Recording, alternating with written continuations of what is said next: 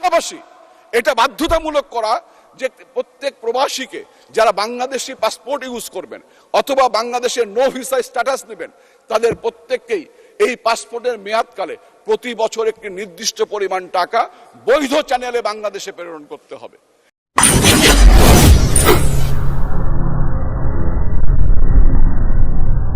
আজকে বাংলাদেশের মহান জাতীয় সংসদে একজন সাংসদের বক্তব্য শুনলাম। শুনে আমি একজন প্রবাসী হিসাবে খুবই মনোকষ্ট পেয়েছি। এই প্রবাসীদের রেমিটেন্সে বাংলাদেশের অর্থনীতি আজকে সবচেয়ে স্ট্রং।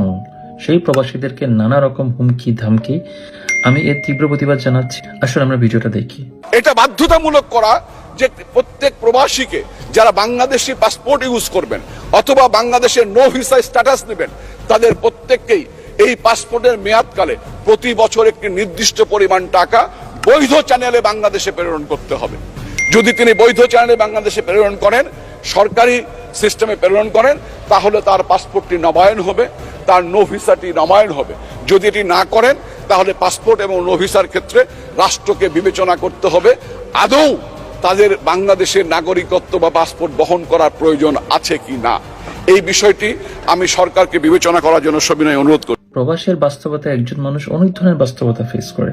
অনেকে দেশে সবাই যে দেশে টাকা পাঠাইতে পারবে বা পারে এটা আমি বলবো না। আরো মানুষকে এইভাবে জিম্মি করে, রাষ্ট্রীয়ভাবে জিম্মি করে মানুষকে টাকা পাঠানোর বাধ্যতামূলক এই ধরনের চিন্তা ভাবনা করাটাই তো আমার কাছে মনে হয় যে একটা ভুল চিন্তা ভাবনা। সাংসদকে আমি মনে করি সকল প্রবাসীর কাছে ওনার ক্ষমা চাওয়া উচিত। আর এই বক্তব্যটি সংসদ থেকে স্পঞ্জ করার আমি বিনীত অনুরোধ জানাচ্ছি। আপনার মতামত অবশ্যই কমেন্টের মাধ্যমে জানাবেন আর ভিডিওটি প্রচুর পরিমাণে শেয়ার করবেন।